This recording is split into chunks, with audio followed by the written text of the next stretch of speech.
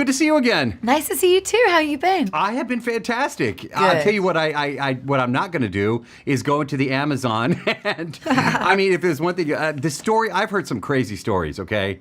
But this is just like, and I say crazy in a good way because it's outstanding. What was one of the things that drew you into playing this role? You know, I really wanted to work with James Gray. I'd seen a film he did, Two Lovers, and it's still one of my favorite films. I think he's an absolute master of cinema, and I love his sensibility. I love him as a man. I would have made the tea on this set. So that was the initial draw, and then the story was just this adventure. I love playing. Love doing parts in bygone eras, exploring what that would have been like. A woman who was a suffragette, a feminist in that decade. How would that feel?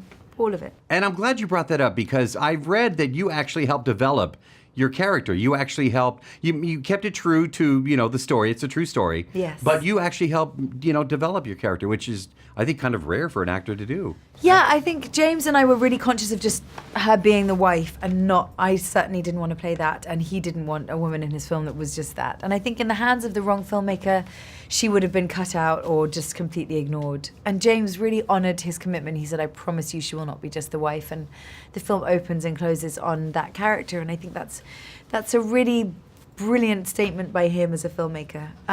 We worked hard. When you research her, do you think that, why does she stand by her man? She's very strong-willed, yes. Okay, but she does stick with him and kind of supports what he's doing. She does. I think they loved each other. I think she loved her husband, and I think he loved her. I think she understood in that real love that this was his dream, and I think it became her dream. I think as much as she wasn't there, she was as invested in this discovery as he was.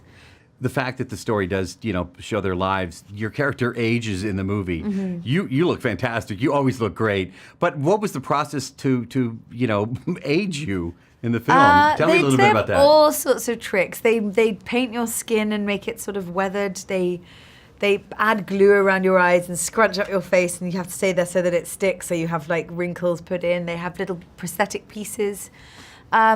Teeth are made a bit yellow. It's really elegant, the whole thing. Grey wigs. I love it. Left alone in a prop room, I would have one eye and a hunchback. So the more I am taken to an extreme, the happier I am. Well, good. Then I can ask you this question. Would you go on an adventure like this in real life? Absolutely. You would? 100%, yes. I wouldn't. No? Nah, I'll watch it on TV. On Netflix and chill. Right. I would. You're awesome. Texas style. Awesome.